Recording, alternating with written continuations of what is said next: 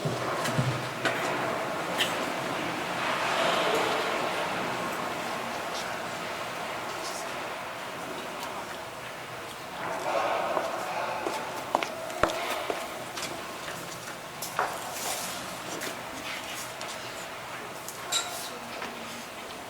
a wedding reception.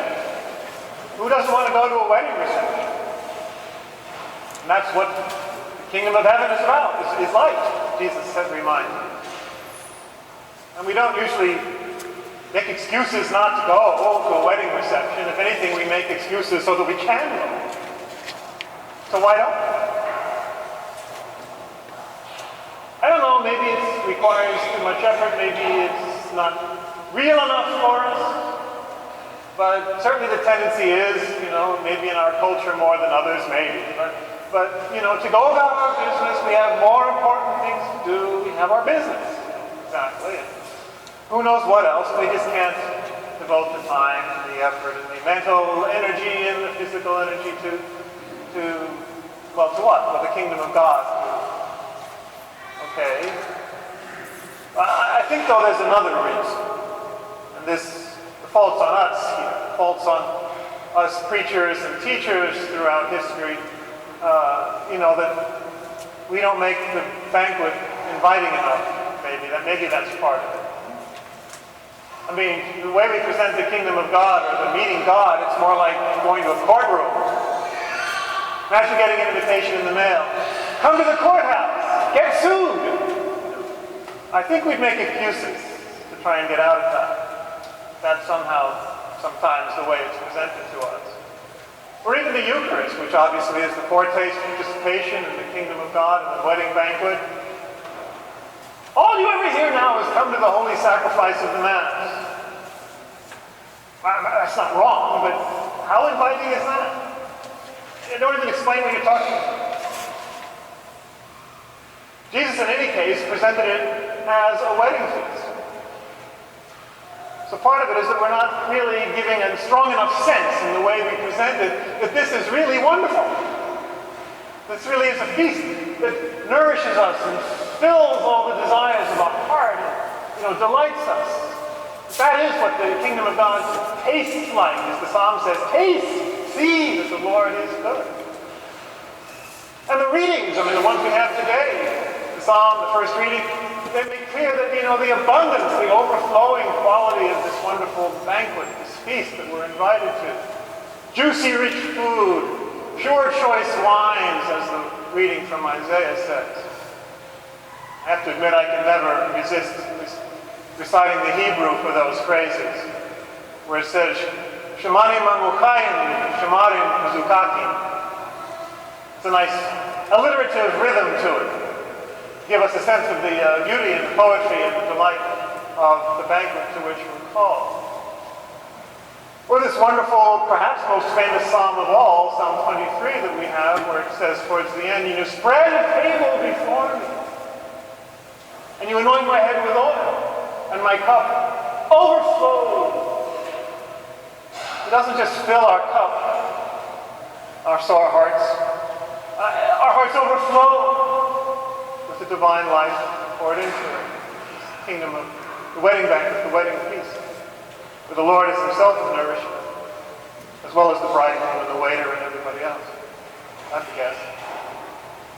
And of course, one of the great episodes in the Gospel of John is the Cana wedding feast at Cana, which is used by Jesus and certainly by the evangelists as a parable for the kingdom of God, the wedding feast. And Jesus, of course, as you remember there, changes the water of our lives into the wine of the heavenly banquet. And his guests were already tipsy, and he made 150 gallons more of the best wine. This is the best wine you're going to have. So, where do we find it? What is this banquet exactly? As I say, the Eucharist is a wonderful participation and foretaste of it. But what is the banquet exactly? Well, in other words, what is the kingdom of God exactly? It's not just after we die also. There's a wonderful story from the Zen tradition which illustrates very well what we're talking about. You have two monks talking to each other, and one says, "Oh, I feel so poor and destitute, And his partner says, "How can you feel poor when you've just drunk 3 glasses of the best wine in China?" It's one of those koans, riddles, like a parable. And the point being that he didn't just drink 3 glasses of wine, not literally. So what's the meaning of it? Well, the meaning of it is that anytime, any moment, anywhere, you can be drinking 3 glasses of the best wine in China. Or, in other words, it's love, it's life, it's love which is itself the banquet. As it says in the Song of Songs, beginning of chapter 5. "Eat, friends, drink, get drunk on love." That's the kingdom of God. And to show that is what the wedding banquet is all about, we have the latter part of the gospel today that was the subject of a very famous sermon by St. Augustine, no less, who asked that very question. What is the wedding garment? In other words, what is this wedding feast really about? What are its requirements?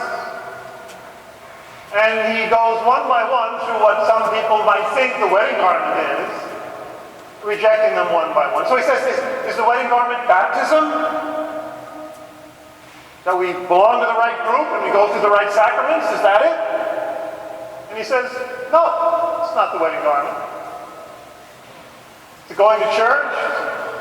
Believing the right things? No, it's not that. And he finally says the wedding garment is love. It's not faith, it's not baptism, it's love. Which shouldn't come as any surprise, since that was Jesus' main commandment, and the last one he left us, love one another as I have loved you. So it really is about love. And when and where can we experience love? Anytime, anywhere. Hopefully in church, although I'm not sure that's what people come to church for. It should be. But anytime and anywhere. In the concert hall, in the bedroom, in the boardroom, and on the street, in the woods, anywhere we can experience love. Which is what the Zen story is all about. So that divine life and love can and should be poured into our hearts at any moment, anywhere.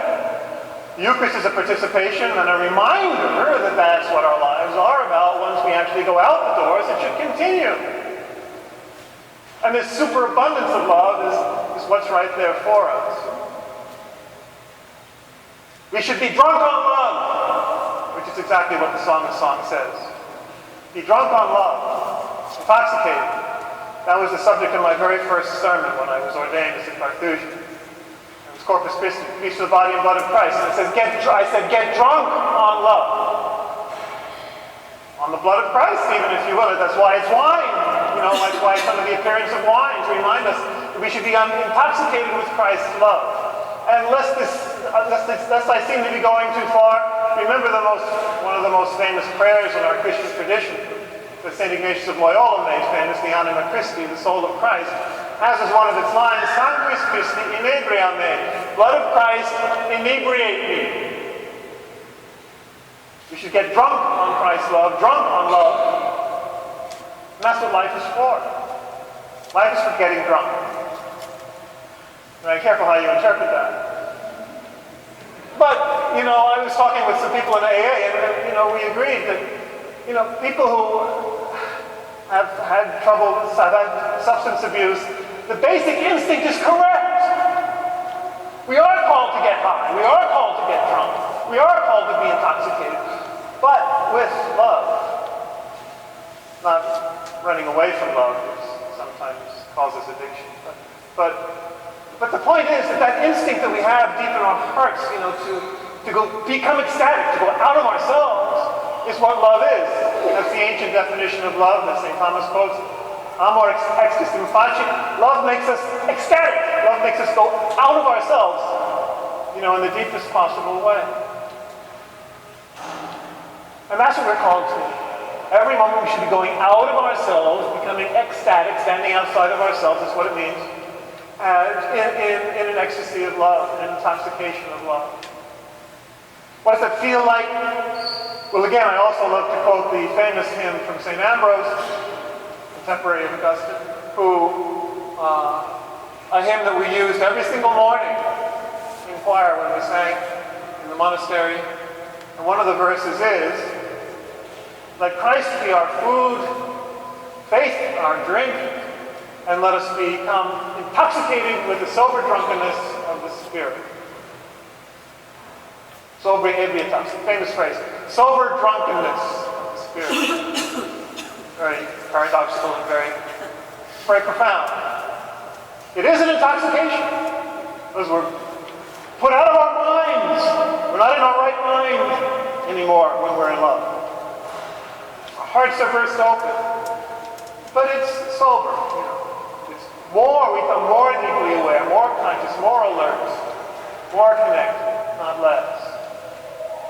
So that we can be sensitive in every circumstance of our lives to the demands of love, to go out of ourselves in service to others, love of others, whomever we meet. Because anytime, anywhere, any place, any moment, you can experience love, get drunk on love, and share love. Now, why wouldn't we want to do that? If we understand it that way, it might be a little more attractive. I mean, it's obviously what the parables that Jesus is using. So let's reconsider. Let's reconsider answering the invitation. Not being distracted by all the other stuff, which sometimes just serves our ego, sometimes. Or let the other stuff become a call of love and our vocation and everything we do. And our families and our business become an intoxication of love. Because Jesus still invites us. He doesn't give up. A beautiful line from the book of Revelation, "Behold, I stand at the door and knock." He's standing right here, right now, anytime, any place, knocking at the door of our hearts. And he says, whoever opens the door, hears my voice and opens the door, I will come in and have supper with that person. And that person with me. A banquet of love. Anytime, anywhere, all the time, everywhere. Who wouldn't want that?